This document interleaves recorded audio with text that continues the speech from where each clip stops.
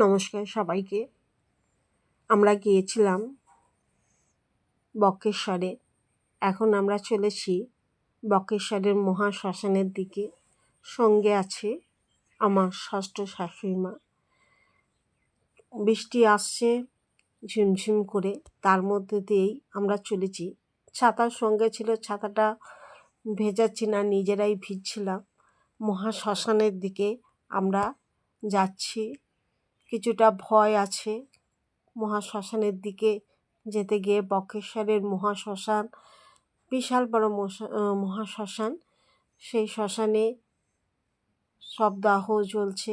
সঙ্গে আছে আমার পুত্র, ননদ এবং তার মেয়ে।